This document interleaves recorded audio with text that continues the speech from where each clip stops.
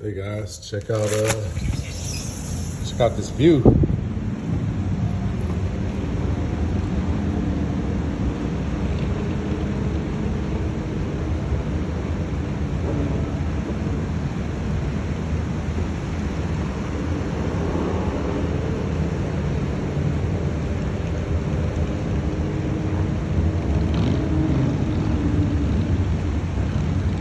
Pretty dope.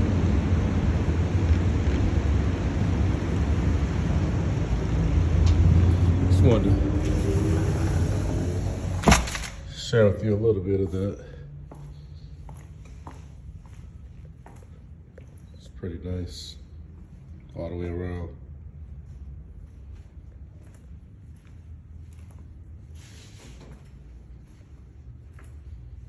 Look at that.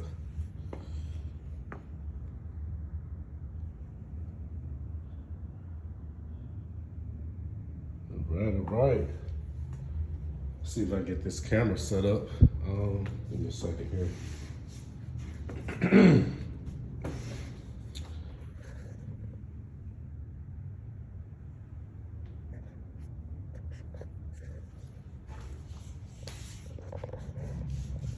All right, let me give me a second there.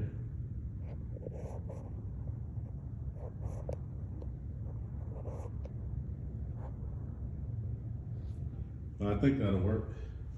Hopefully. So, all right, y'all know I'm still working on getting great with the video. But excuse me, that really hasn't been the point of these videos just yet.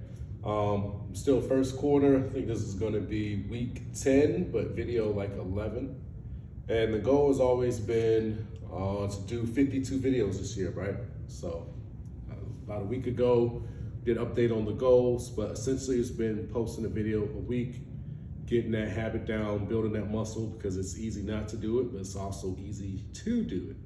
So along with that, I did purchase my first iPad stand or iPhone stand, but now I've got to train myself to take it with me everywhere I go because, yeah, I just got to make a mental note to start bringing that with me wherever I go. So give me a second here. I'm thinking I want this to be a little more like that.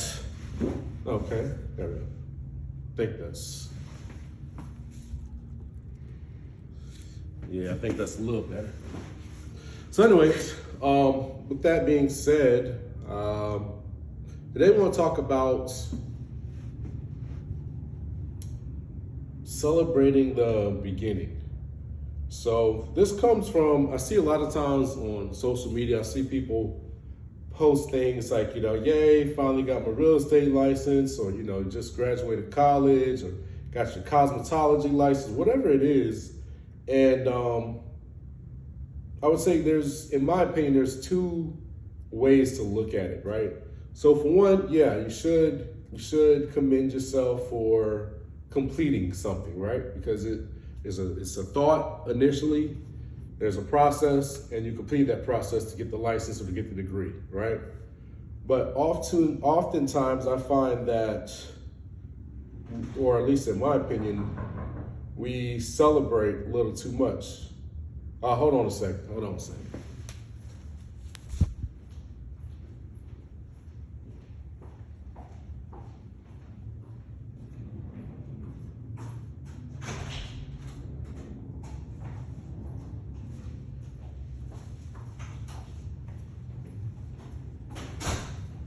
All right, where was I? I know I do these videos in one take, so I don't edit.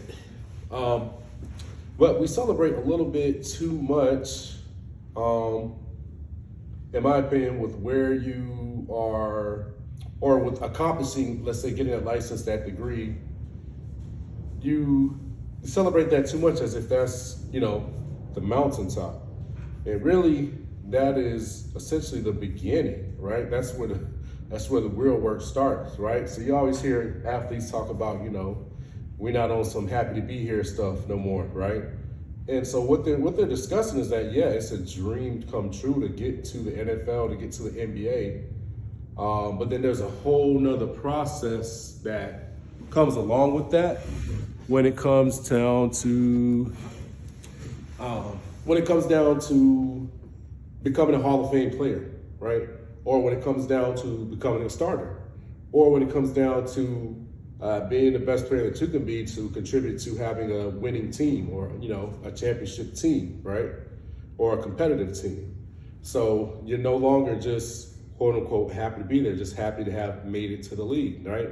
Now there's a process of becoming a starter. There's a process of becoming a Hall of Famer. There's a process to making sure that you stay injury free, or you try to reduce the possibility of injuries as much as possible, right? And there's a whole process to that. And so a lot of you all, I witness, you'll get a real estate license, you'll get your degree, you'll get your cosmetology license, whatever it is, insurance, and you feel like you have arrived. When the reality is you are just starting, or you really just got to the party where you can start to work, right? Because 5-10 years later, nobody's gonna celebrate that you just got a license, right? They wanna see that you've sold a certain amount of homes, or you've made a certain amount of income to change your life or to live a certain life, right? Same thing with your degree. I mean, yeah, it's great that you got your college degree, woo-hoo, but then 5 years later, we're not looking for you to complain about the payments on your student loans, right? It should be insignificant to the amount of money you're making because you've taken your degree, applied yourself, and now you make so much that it makes sense to have your student loan payment because it was an investment for you to be able to make what you're making now, right? Not a burden upon you because you didn't apply your degree properly, or maybe you got the wrong degree, right?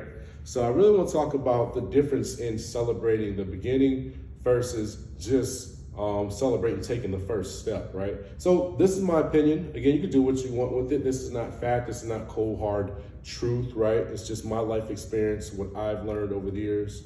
When you get your license and things like that, yes, you should celebrate a little bit.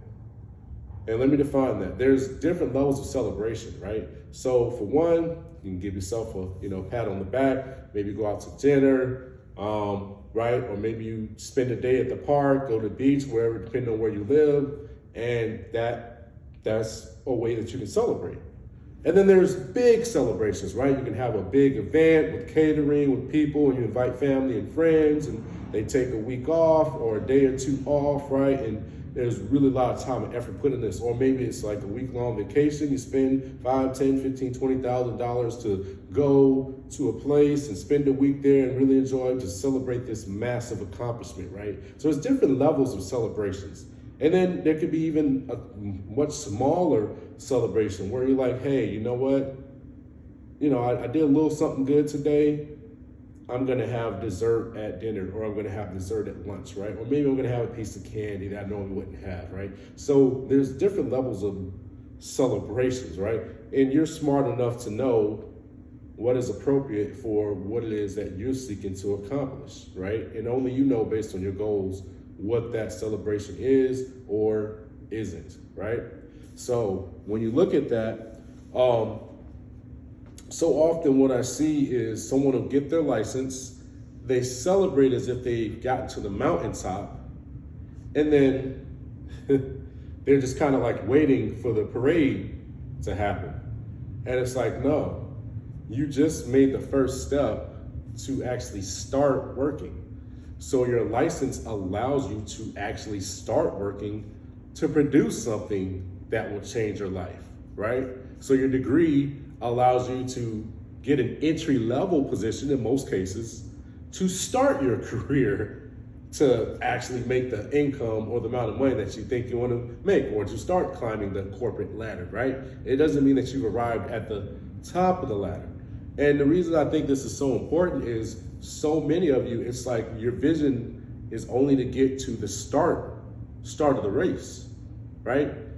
And I know that sounds like so simple, but if you think about an actual, let's say an actual race, let's say it's a endurance race, right? You're gonna go run a 5K or a 10K race or something, right?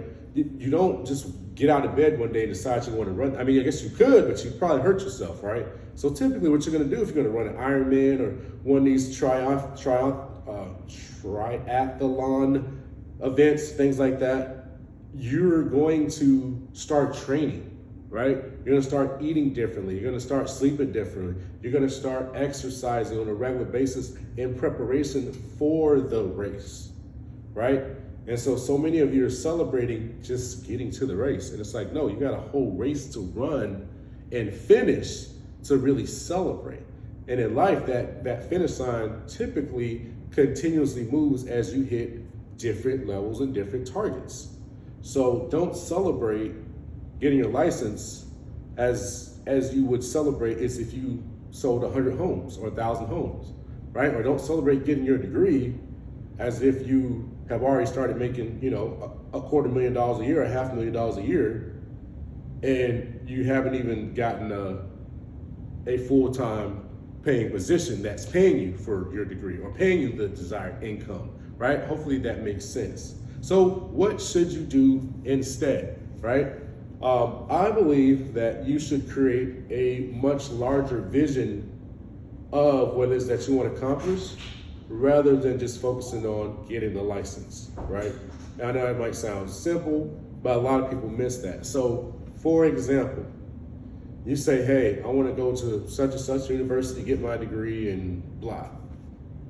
Or you could, like what they do in the medical field, you're like, right, I want to become a doctor. But what if you took it a step further? Instead of saying I want to become a doctor, I want to become a heart surgeon, right? So now we know that in order to do that, and I don't know the full process of the medical, but I'm just using an example. You got to go get a bachelor's degree, then you got to go to nursing school, I imagine, to get some type of master's degree, and then there's a time that you got to do nursing, you got to be an ambulance driver or whatever, right? And then you go to residency, and you hear all these terms. I don't know what they are, but you understand there's a process that you got to get through and accomplish before you even get to the title of being a doctor, right? And then you understand that even as a doctor, you're still a general practitioner, and then now you've got to narrow down your niche to focus on cardiac, right? On cardiology, right? In order to be that heart surgeon, right? And so now, instead of when you get your bachelor's degree, it's like, yeah, you're gonna celebrate a little bit, right? You're gonna go out, you're gonna have dinner with your family or lunch with your family and celebrate that you've completed this step. But now you know in your head, the journey's not done. It's just one step completed in the journey. And now you know, hey, I got step one down, I'm gonna celebrate for a moment, but then after I'm done celebrating, I've got to get right back to work because now I have these next steps to go to become that heart surgeon. And I believe you should do the same with any type of license or any type of professional certification that you can get, right? Is that really look ahead and say, hey, in my field, real estate, hey, I want to one day sell 100 homes, or hey, one day I want to earn $500,000 or $1 million income from selling real estate, right? So now when you get your license, yeah, we celebrate, but now it's just one step in the process to accomplishing your much bigger goal, right? Now, on the flip side, there's also, I guess you could say, the opposite end of the spectrum, if you will, right? So the opposite end of the spectrum would be where it is you don't celebrate ever, right? And so I've seen that other just drastic end of the spectrum as well, where you go, hey, you're just always constantly ticked off. You're always looking to hit the next goal, and you never really celebrate because you feel like whatever you've accomplished is not big enough or it's not good enough because you're looking to this super massive win, right? And that also can be detrimental, or that also can stunt your growth as well because you're always operating from a negative energy, or at least a state of being angry or having anxiety. And I'm not saying that you're having anxiousness or being anxiety as far as you don't know what you're going to do, but I mean operating from anxiety and the fact that you're displeased with where you are and you don't necessarily enjoy the process because you're so focused on getting to the destination or the end or the finish line, right? And so that can also be a hindrance to your success as well, right? So on one end, you're celebrating too much in the beginning, especially in the beginning when you really haven't accomplished much. But on the other end, you don't celebrate at all because, well, hey, you just haven't done anything, right? Yeah, you're like, I got my degree. Everybody's got a degree, right? So, I mean, what's there to celebrate? It's time to get to work. In my opinion, I believe there should be a small celebration, but appropriate based on what it is that you accomplished. So no, I'm not telling you, hey, when you get your degree, when you get your license, you get this professional certification, that you shouldn't acknowledge it at all. You just put your head down, put your nose to the grindstone, keep working. No, I'm not telling you that. But at the same time, I'm just telling you, don't celebrate as if you climbed Mount Everest when really you just reached base camp, right? And if you don't understand the references, look it up, because I promise you, base camp is a long way from the top of Mount Everest, right? But it is a journey just to get to base camp. So that could be the other detriment. And why is all of this important? Because really what I have found in my journey to success and lessons I've learned from other successful people is that the way you think, the way you perceive reality has a lot to do with how you will behave in reality. So basically the way you look at things is going to determine how you act, how you respond. And so to achieve a very high level of success, there are some common responses that you see from very successful people, So one of those things is as you're achieving or as you're pursuing a high level of success, and of course on my channel, we focus primarily on earning a high income, we do celebrate the little wins along the way, right? So let's say your goal is to earn $500,000, right? Well, if you have been following what I've been teaching, you'll know that I'm not going to tell you to set a goal for, let's say, 2024 to earn $500,000. I mean, that could be the big goal, but I'm going to tell you to break it down, right? So I'm going to say, what is the math on that? Yeah, I think it's $125,000 a quarter, right? So if we break that down to every 3 months, you should be earning roughly $125K or close to that, right? And then if you want to break that even down further, we can say by month. So what is that per month? Not quite 50, not 30, 40. So a little over 40K per month is what you should be earning, thereabouts, right? So every month, you should be clearing 40K at a minimum to hit your goal of 50K, or sorry, not 50K, but 500,000 at the end of the year, right? So if January, February, you cleared 70, 80K, kudos, right? Celebrate a little bit, right? Now, obviously you haven't hit the target of $500,000 yet, but you're on target, you're on pace, right? And so it's good to celebrate, again, a little bit, what's appropriate. We're not saying to take a week-long vacation unless that's what you plan, right? Unless that's what you put in your schedule, then yeah, you can do that. But hey, maybe you could take a weekend, or maybe take a 3-day weekend, go see a show, go to the beach, go do whatever you do to relax or recuperate or whatever, recharge, and then boom, get back to work. Because hey, the first 2 months or maybe the first quarter, you did hit 125 or 130K. You're like, hey, I'm on track to hitting my goals for the year, right? And then boom, as soon as you take that 3-day or 1 week vacation or whatever it is, now we know, hey, I'm gonna get back, I'm gonna hit the goal again, right? And then when I look up, if I keep at this, then by the end of the year, I should be pretty darn close to $500,000, or maybe I will have exceeded $500,000, right? Which was really great, right? But you focused on that process, but you also celebrated the little wins along the way, right? But you didn't celebrate in the first quarter as if you had won the championship, right? You just realize that, hey, we're celebrating that we made it to the playoffs. So hopefully that makes sense to you guys, right? So just want to kind of wrap that up with saying, hey, be careful with celebrating too much too soon, all right? So now with that, I just want to talk, I don't say freely, because I always feel like I talk freely with you guys, but just want to share some things that's with you on my mind, because usually I have structure with my videos as far as being on a specific topic or wanting to talk to you about a certain thing. But I wanted to show you guys today the views where I'm staying at, and just wanted to give you a different, I guess you could say environments that I'm recording in, but just wanted to show you something different. With my channel, I am exploring because I'm a very private person.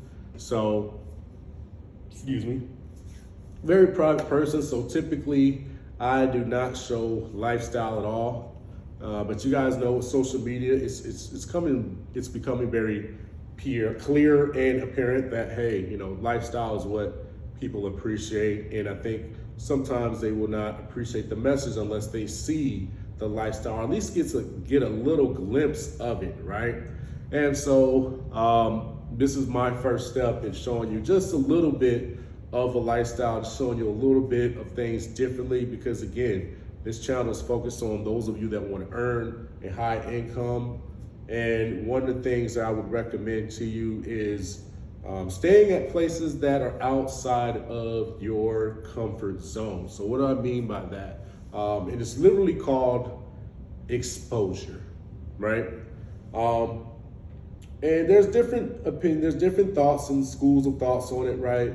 My opinion, my belief is that exposure is very important, because there are a lot of things that are kind of pie in the sky, but when you have touched them, when you have met someone that it's a reality for, or you befriend someone that it's a reality for, then it really changes the game. So what I mean by that, let's say your dream car is a Rolls Royce, right? And I don't have one, but a Rolls Royce is $400,000 car, right? And you go, oh my gosh, I mean, like, wow, one day, someday, it would be nice to just be able to drive one of those things or ride in one, right? Let alone own one, right? Like, oh my gosh, that would just be a dream come true, right? Well, that's one line of thinking, and there's nothing wrong with that. That's where, you know, most of us start. However, if you had, let's say, 2 or 3 friends, and I do mean friends, people that you go out to eat with, or let's say you play video games with, or you go to the park and walk around with, whatever it is that you do, that you interact with, you know, however you do with your friends. And let's just say 1 or 2 of them already own a Rolls Royce, right? They show up to the lunch with their Rolls Royce, or they show up to the park with their Rolls Royce, right? Now you're gonna have a totally different perspective than you would if you didn't know anyone that owned it, right? Because now it's reality. You're like, wow, my friend owns one, 2 of my friends own one, right? So that's one thing, is proximity to success. The other thing is, let's say going to the dealership, right? Now, I know for a lot of people that could be uncomfortable, right? You're like, oh my gosh, I know I'm not gonna buy this car. I can't even afford to buy the car. I can't even put the down payment on it just yet. You know, what the heck would I be doing at the dealership? They're gonna kick me out. No, they're not. I recommend go in there.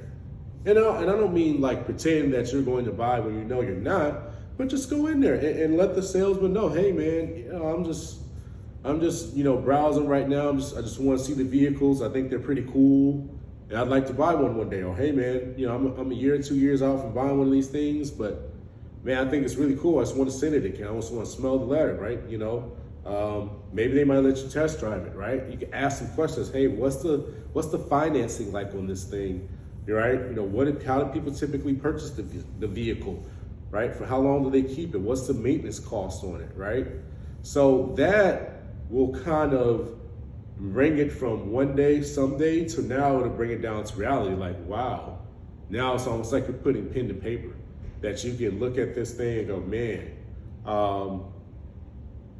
I think I can put a plan together. Or maybe you don't know the plan yet, but you just know the numbers. Now you go, okay, instead of it just being a $500,000 car you never afford, you go, okay, well now it's $500,000.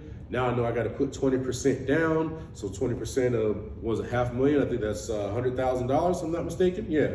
So 20% of $500,000, that's $100,000. So now I know I got to put $100,000 down. And I don't, I'm just making up numbers, but let's say, oh, now I know I got to be able to afford a $10,000 a month payment or $7,000 a month payment, or I just need to figure out how to come up with $500,000 cash to be able to pay for it and still sustain my lifestyle, right? But now you can start playing with those numbers and start looking for the answers for that, right? So that's just an example I use for a car. But another example I use is like visiting places or staying places that you normally would.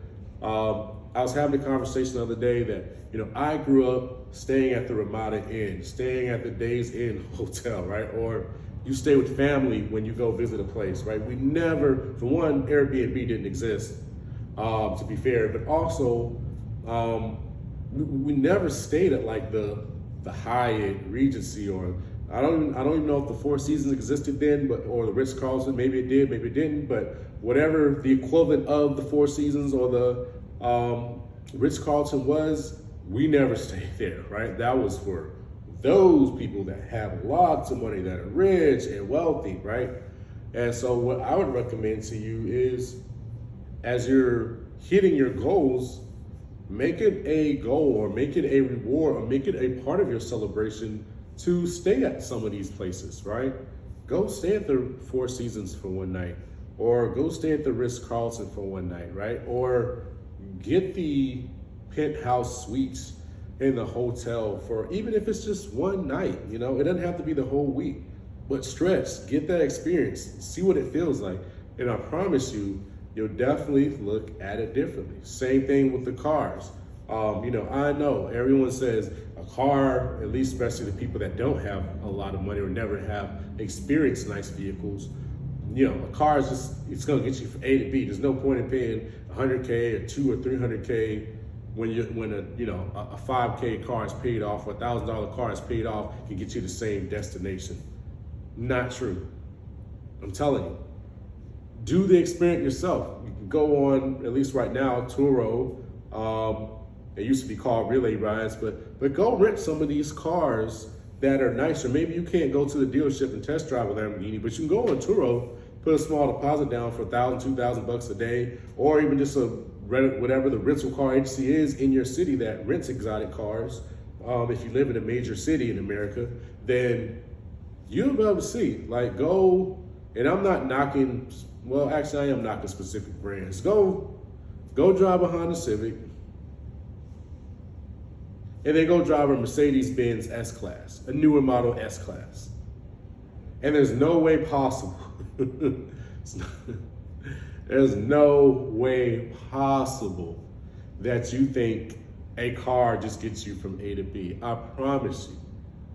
One's gonna have massaging seats, right? It's gonna have 15 different ways for you to adjust the seat. It's gonna have heated and cooled seats, heated and cooled steering wheel, right? It's gonna play a piano intro or saxophone intro when you open the car door, right? And it's gonna play that same outro when you shut the car off, right? And it's got a perfume diffuser in the car so it can smell like roses or potpourri or whatever scent that you so desire, right? And it's got accent and mood lighting for at night, so you can have the vehicle inside looking purple or white or blue or green, right? And then you've got this beautiful sunroof, right, that extends the length of the vehicle, right? Or some of them, a lot of people have copied Rolls Royce and they put the stars in the ceiling so it looks like the sky at night inside of the car. And then you go sit in a Honda Civic, which is a good car. There's nothing wrong with a Civic, but I'm just telling you, the experience of driving one over the other is not the same, right? You go to accelerate on the highway, one, the car is stretching. It's, you can hear the engine struggling. The other one, just smooth acceleration. You get on there, you get up the highway speeds, no problem. You go to pass somebody and you can pass, you can really pass them, right? It's not a struggle, right? You go up a mountain and you step on the gas to get up to 65, 70 miles an hour. You don't watch the speedometer go backwards, right? You can actually see it accelerate, right? So it's a totally different experience. And maybe that may be what you want. Maybe that may not be what you want, right? But I would say experience them, experiment, try these things, because it's what I would call exposure. And again, this is my opinion. I'm not saying this is fact, but what I believe to be true is that most of us, if we have more financial resources, we would splurge on something. Now, it may not be that same something for everyone. For one person, it might be golf. For somebody else, it might be football. For somebody else, it might be cars. For somebody else, it might be a house. For somebody else, it might be feeding, 100 hungry kids, or somebody else, it might be, single mothers on welfare, and that, and they would, give money to those people, right? But whatever it is, from what I have witnessed and experienced, at least in my life, the majority of people have something that they would splurge money on if they had more of it. Most people just wouldn't do the same. If you gave most people $100 million a day, I would argue that 95% of them would spend that money on something. Not all of it, and I'm not saying they would be unwise, but there is something that is important enough to them or worthy enough to them that they would part ways with that money to either enjoy an experience or in their opinion to improve the life living experience of someone else, or a combination of both, right? So as much as you can in your routes of high incomes, as you hit little targets, I think it's vital that you expose yourself to different experiences that you wouldn't get otherwise. And especially those that cost a little more, dinners, right? It's one thing to go to Chili's, it's one thing to go to Olive Garden, it's one thing to go to Outback. It's another thing to go to Ruth Chris or, a Capitol Grill, some of these little higher end steakhouses or restaurants, right? Where there's a dress code, right? There's a certain decorum in there, right? There's a certain ambiance in there that the dining experience is a little bit different than if you just went to Applebee's, And the food is a different quality. If you get steak at Applebee's, you get steak at a Morton's, or if you get steak at a DK's or whatever, you're going to notice that there's a difference in the quality of the steak, of the meat that is presented to you, for sure. And you're also going to notice a difference in just the overall decorum, the overall atmosphere of the restaurant, right? So you're going to feel different. Valet parking is another thing, right? It's just a different experience where you can pull up, hand someone your keys, they park your car, you don't have to worry about searching for parking. It's all these little things that I believe that exposure, it also helps you, one, make it a reality. You go, wow, somebody actually lives like this, so wow, this is how it feels to live like this. But also, it kind of helps motivate you because you go, man, I really liked dining here, or I really liked staying there, or I really liked driving this type of vehicle. I want that. So now when you're putting in the work, it's not as hard because you've experienced what it is that you want to live or be able to do. And so now it's not as much of a sacrifice because you've been exposed, right? And then the other part of exposure is it makes it a reality for you in that you no longer feel like it's something that's impossible for you, right? When you experienced it, right? So I believe exposure is very powerful. And so that's why I just wanted to give you all an example, where I'm staying at right now, to show you some of the views, right? Because one of my standards is I love places that have views. Living in Hawaii for 10 years, I've just got accustomed to views, right? So that's just my standard, right? That may not necessarily be yours, but it's something that I enjoy, and I just found that the energy in an environment where there's nice views, it's just better than one without it, right? So therefore, I don't say vibrating, but I'm operating from a better energy, a higher frequency, and I'm just overall happier because you got great views, And that's not to say that you can't have the same problems in life, but it's a little bit nicer when you can go out and you can watch the sunset on your balcony, right? Or you can watch the sunrise on your balcony, right? Or you can see the drama of the clouds and the weather formations throughout the day, right? It's really cool. It's a really neat experience. And I promise you, once you experience it, I would say majority of you will never really want to go back to living without a view. I can almost guarantee you, right? But again, that causes you to produce more and to be willing to do what it takes to get a higher income, because now you've been exposed to a certain thing, you don't want to go back, right? So I would say exposure is very important, right? So that was something that I also wanted to share. Again, like I said, that's why I showed you some of the views of the video today, and that's why I have this pretty cool background. At least to me, again, I think it's pretty cool.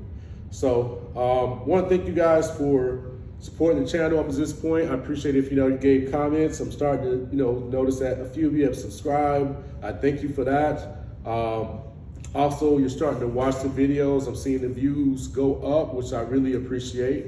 And but I really want to see your comments, your feedback. thumbs up or even thumbs down the videos, right? Because this is something that I'm going to do long term. Again, at a minimum, I'm going to make 52 total videos this year. So I've got about another 42 to 43 videos to go. I'm only 10 in. So there's a journey that's going to happen this year. But also I'm looking to improve the quality of the videos, the editing, right? And I want to make sure that I'm giving content that can help you on your journey to earning a high income, right? Because a lot of times, what I've witnessed on social media is that people always give you the beginning and the end. Kind of like I always say, like, if you look at the Rocky movies, there's a challenge put out. Then for maybe 5 or maybe even 10 minutes, we hear an awesome Rocky soundtrack and we see him do all the work in 10 minutes and then boom, he's at the championship. And that's not really how life works, right? And so with earning high income, there's a process. And I just want to share with you some of the things that I've learned to get there, because it really is a change in your philosophy. It's a change in the way that you perceive reality. It's a change in some of your beliefs about money. And it's also a change in some of your daily habits or disciplines. And also the skills that you acquire, right? So it's not necessarily that you need to work more hours, but it's just developing your skills to be able to produce more in the same amount of hours, right? And all the things that go with it. So that's the goal of this challenge, is to teach you those things and to help you get there, because I want to see more people doing well for themselves financially. Yeah, I see issues with the government. Yeah, I see issues with society. But I just believe the most impact we can have is in our own lives. And if we take care of our own self first and we produce the income that we need to control our life and live the life that we want, then we can help the next man or the next lady, rather than just looking to a politician or looking to a teacher or looking to some quote unquote system to change. We can either create the system, build the system, or we can affect the system with our monies, with our resources, or the things that we create and build, right? But you can't do that if you don't have the money, right? So I believe one of the biggest things that we can do to affect our life change outside our relationship with God is the amount of money that we can make, because it simply determines the schools that kids go to, it determines the neighborhood that we live in, the house that we live in, the car that we drive or don't drive, the trips that we can take, vacations that we can go on, the clothes that we wear, the medical service that we have access to or don't have access to, et cetera, et cetera, et cetera, et cetera, et cetera. So as you know, it affects a large part of our life, and we spend 40 to 60 hours a week working for money. And well, I'm not aware of most people spending 40 or 60 hours of concentrated or focused time of their life doing anything outside of work, right? So again, it is that important. So that's why I have this challenge to share what it is that I've learned and am continuing to learn, because I'm still growing. I'm still on my process to earning my first $1 million within a calendar year, right? So I've earned over $250,000, working to get to that $500,000, $1 million, right? So as I hit those numbers, I'll talk more about the different lessons I've learned there. I already kind of have an idea that's going to come down to leverage and things like that, but just want to share what I've learned so far to help someone that was where I was, or maybe that might be just 1 or 2 steps behind me, help you get to where I am and beyond, right?